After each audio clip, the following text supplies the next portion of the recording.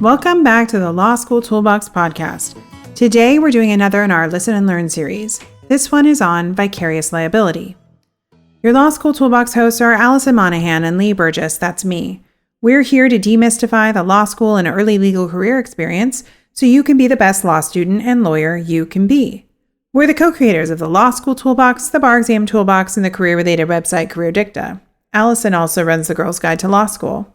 If you enjoy the show, please leave a review or rating on your favorite listening app. And if you have any questions, don't hesitate to reach out to us.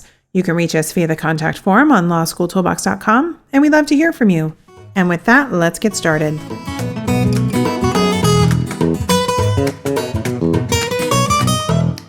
Hello, and welcome back to the Listen and Learn series. Today, we're going to be talking about vicarious liability for the acts of employees and independent contractors. Vicarious liability is a form of strict secondary liability. In other words, a plaintiff seeking to hold a defendant vicariously liable does not need to prove that the defendant themselves committed a tort. Rather, the plaintiff only needs to prove that the defendant had a certain relationship with a third party, and the third party committed a tort. In the employment context, the vicarious liability doctrine is known as respondeat superior. Respondeat superior is a Latin phrase that means let the master answer, and the doctrine allows a plaintiff to hold an employer liable for their employees' torts under certain circumstances. It's not always clear, however, whether a worker is an employee or an independent contractor. This is an important distinction because there are very different rules for employees and independent contractors. We'll get into both today. So let's start with the general rule for vicarious liability for the acts of employees. Under the doctrine of respondeat superior, an employer is vicariously liable for an employee's negligent acts if the employee was acting within the scope of employment. This rule seems pretty straightforward, but in order to apply it properly, we need to define a couple of terms. First, we need to define employee. Generally, if the principal has the right to control the manner and method in which the job is performed, then the person is deemed to be an employee of the principal. In contrast, a person subject to less extensive control is considered an independent contractor. Other important factors include 1. The degree of the employer's control, 2. Whether the pay was hourly or by the job, 3. Whether the employer furnished the tools or other items needed for the job, 4. Whether the job was for the benefit of the employer's business, and 5. The length of the working relationship. Okay, let's come up with some quick examples to illustrate these two types of relationships. Say that Larry Landscaper works for Green Gardens, a landscaping company. Green Gardens assigns Larry to particular clients on specific days and during specific times. Green Gardens requires Larry to provide only those landscaping services offered by Green Gardens. Green Gardens pays Larry $25 per hour. Green Gardens provides Larry with a uniform with Green Gardens logo and a van stocked with landscaping tools. Larry has worked exclusively for Green Gardens for the past 10 years. Applying these facts to our factors, it's clear that Larry is an employee of Green Gardens. In every meaningful way, Green Gardens has the right to control the manner and method in which Larry's landscaping work is performed. Now let's say that Green Gardens closes its doors, and Larry gets a job with City College. City College hired Larry to prune the trees and shrubs on its campus. Larry is permitted to do the pruning whenever and however he sees fit, and is required to use his own tools. When he's finished with the work, City College will pay Larry a flat fee of $2,000. Applying these facts to our factors, it's clear that Larry is not an employee of City College, but rather an independent contractor. Unlike Green Gardens, City College doesn't tell Larry when or how to perform his job or provide him with any tools. Moreover, City College will pay Larry a flat fee for the job instead of an hourly rate. Finally, the landscaping is not for the benefit of City College's business, which is education.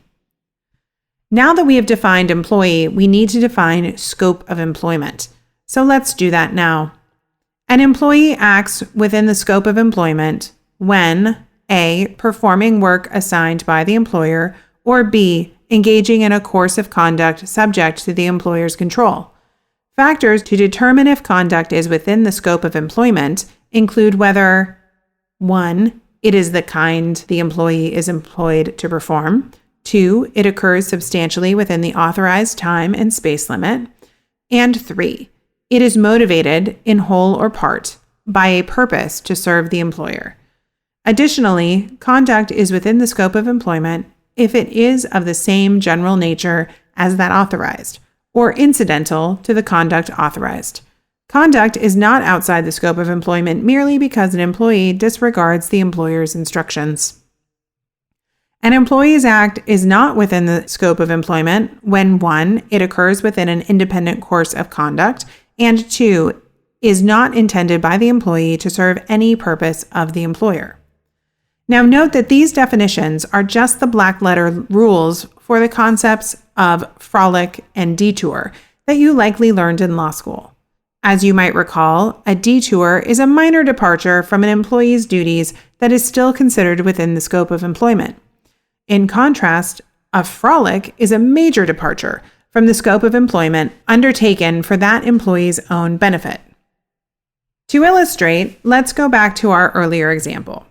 Let's assume that Green Gardens assigned Larry to spray pesticides on Holly homeowners' flower beds. Green Gardens specifically instructed Larry to use organic pesticides because Holly homeowner grew only edible flowers. Ignoring the instructions, Larry sprayed Holly's flowers with a toxic pesticide. After he was finished, Holly's neighbor asked Larry if he could spare 15 minutes to quickly mow his small front lawn. Neighbor told Larry that if he did a good job, neighbor would sign up as a Green Gardens client. Larry agreed. While mowing the neighbor's lawn, Larry ran over the neighbor's sprinkler head, damaging the sprinkler system and flooding the lawn. Later that evening, Holly ate some of her edible flowers and was poisoned by the pesticides. Both Holly and neighbor sued Green Gardens. Now, we have already established that Larry was an employee of Green Gardens, so the only question here is whether Larry's actions could be considered within the scope of his employment. With respect to Holly, Larry was likely acting within the scope of his employment. Despite the fact that Larry ignored specific instructions about how the work was to be performed, he was nevertheless performing work specifically assigned by Green Gardens and subject to its control. With respect to neighbor, Larry was clearly not doing work assigned by Green Gardens. If we look at our factors, however, it seems that Larry was still acting within the scope of his employment. First, Larry was mowing a lawn, which is the kind of work he was employed to perform.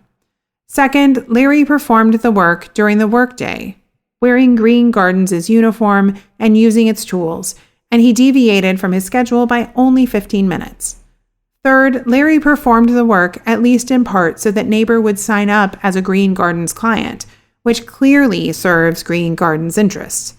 In other words, Larry was on a detour, not a frolic. Now, at this point, you might be wondering whether an employer can be held liable for torts other than negligence. Well, that's a great question. Here's the rule. An employee's intentional torts are not generally within the scope of employment unless the act, A, was specifically authorized by the employer, B, was driven by a desire to serve the employer, or C, was the result of naturally occurring friction from the type of employment. The first two exceptions are pretty self-explanatory and probably don't need any illustration. For the third exception, which concerns an intentional tort resulting from naturally occurring friction, think about a battery committed by a bouncer or a bodyguard. The employer can be held liable because the very nature of the job makes the intentional tort foreseeable, if not likely. Okay, we're almost done with our rules. We just need to understand what happens when the worker is considered an independent contractor instead of an employee. Generally, a principal is not vicariously liable for the torts of an independent contractor. However, there are several exceptions to the general rule. A principal will be liable for torts committed by an independent contractor if 1. The independent contractor is engaged in an inherently dangerous activity. 2. The duty owed by the principal is non-delegable. For example, the duty of care owed to an invitee. Or 3. through the doctrine of estoppel, where the principal holds the independent contractor out as his agent to a third party. The third party reasonably relied on the care and skill of the contractor, and the third party suffered harm as a result of the contractor's lack of care or skill. And with that, we're done with our rules. Hopefully the examples so far have helped illustrate how the rules apply to some basic fact patterns. Now we're ready to move on to bigger hypos. So let's get to it. This hypo was adapted from the July 2014 California bar exam. Owner owned and operated a small diner where cook and waiter worked. After closing one day, cook called in sick for the following day. Owner knew that an acquaintance, caterer, owned and operated a catering business. Owner asked caterer to fill in for cook. Owner told caterer, "I want you to run the kitchen for one day. I will pay you your standard catering fee.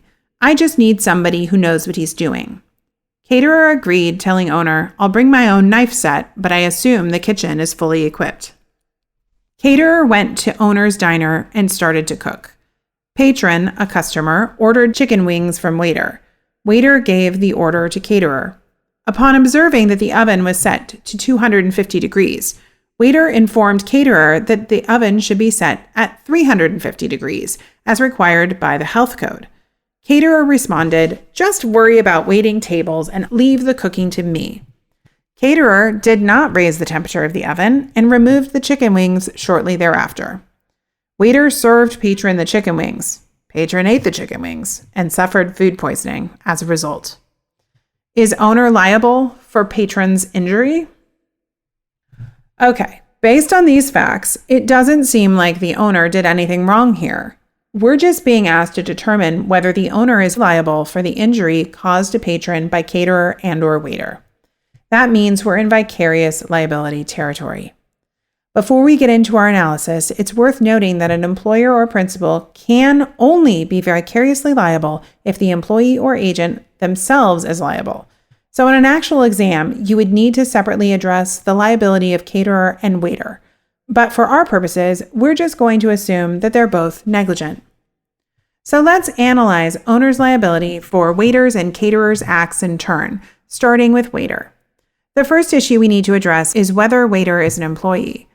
While we're not given any facts about the nature of waiter's job, waiter would probably be considered an employee because restaurant owners typically control the manner and method in which waiters perform their jobs. Waiters are typically told when to work, what to wear, how and what to serve, and are paid by the hour plus tips. The next issue we need to address is whether waiter was acting within the scope of their employment. Waiter was employed to serve food at the diner, and patron is claiming that they were injured as a result of waiter serving food to patron at the diner. In other words, waiter was performing work assigned by owner and subject to owner's control. Therefore, waiter was clearly acting within the scope of their employment when they served patron. Accordingly, owner can be held vicariously liable for waiter's negligence. Let's move on to caterer. We're told that, unlike waiter, caterer did not regularly work for owner. Caterer had their own catering business and was merely filling in at the diner for one day. We're also told that owner was going to pay caterer their standard catering fee, as opposed to an hourly wage. We're also told that caterer was going to provide some of their own tools in the form of their own knife set. Therefore, a strong argument could be made that caterer was not an employee, but rather an independent contractor. As we saw earlier, the general rule is that a principal is not vicariously liable for the torts of an independent contractor unless an exception applies. So let's go through those exceptions. The first exception for inherently dangerous activities likely does not apply here.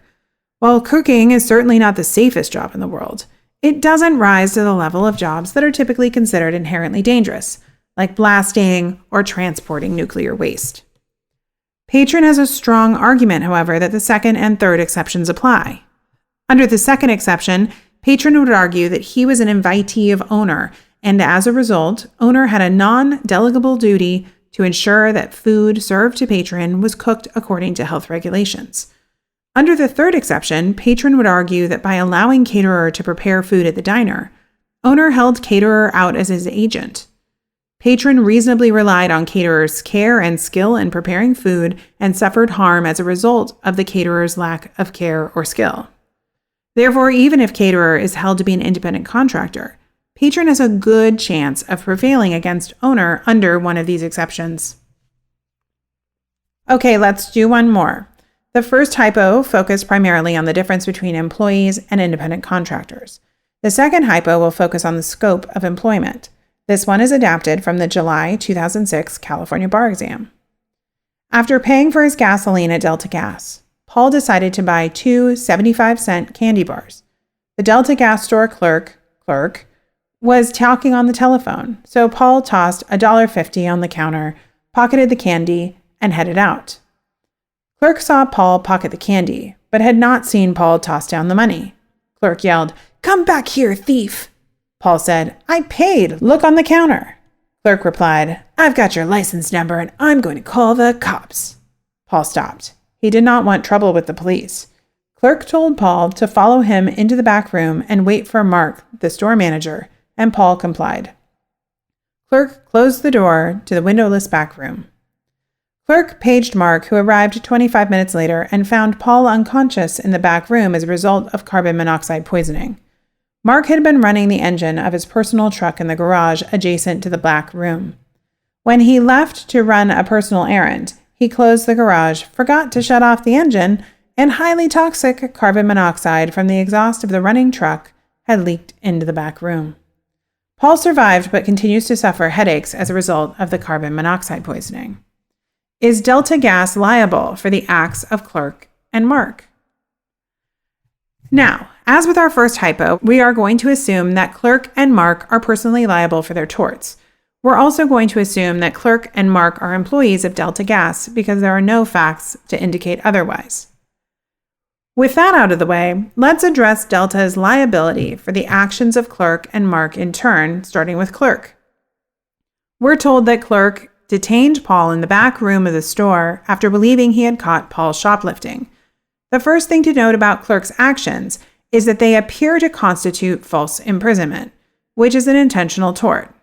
We know that an employee's intentional torts are generally not within the scope of employment unless an exception applies. So our next step is to see whether any of those exceptions apply. There is no clear indication that the false imprisonment was specifically authorized by Delta, although it's conceivable that a business would authorize its employees to detain shoplifters. There is also no indication that the false imprisonment was the result of naturally occurring friction from the type of employment. Working as a gas station clerk does not naturally result in falsely imprisoning people. There is, however, strong evidence that Clerk's false imprisonment of Paul was driven by a desire to serve Delta.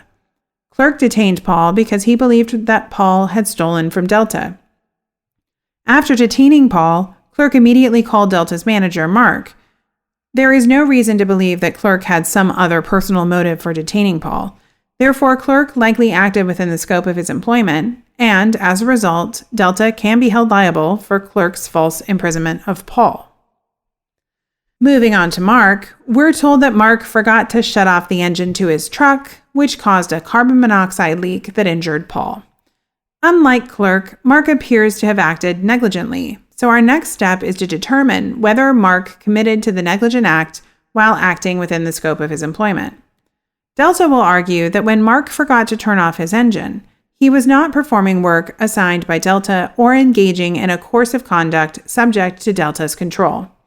Delta will point to the fact that the vehicle at issue was Mark's personal truck, and after forgetting to turn off the engine, he left his place of employment on a personal errand for at least 25 minutes. Applying the scope of employment factors, Mark was certainly not employed to operate his personal vehicle and run personal errands. There is also no indication that Mark was motivated by a purpose to serve Delta. In other words, Delta will argue that Mark committed the negligent act while on a frolic. Paul will argue, however, that Mark was merely on a detour. Assuming Mark was only away from his place of employment for 25 minutes, that is a relatively short departure from the scope of employment. Moreover, even if Mark's personal errand constitutes a frolic, Mark's negligent act of leaving the engine running occurred at the Delta garage, not while he was away on the personal errand. Absent additional facts, you could reasonably go either way on this one. You could also note any additional facts that you might need to reach a conclusion. For example, was Mark on a break when he left the engine running? Was he authorized to park his personal vehicle in the garage? Was he taking an hour-long nap in the truck on company time, or did he just pull into the garage at the start of his shift and forget to turn off the engine? As usual, your reasoning is far more important than your ultimate conclusion. The important thing is that you fully apply the facts to the rule and address both sides' arguments. And that's all we have for you today. If you enjoyed this episode of the Law School Toolbox podcast, please take a second to leave a review and rating on your favorite listening app. We'd really appreciate it, and be sure to subscribe so you don't miss anything. If you have any questions or comments, please don't hesitate to reach out to Lee or Alison at lee@lawschooltoolbox.com or alison@lawschooltoolbox.com, or you can always contact us via our website contact form at lawschooltoolbox.com. Thanks for listening, and we'll talk soon.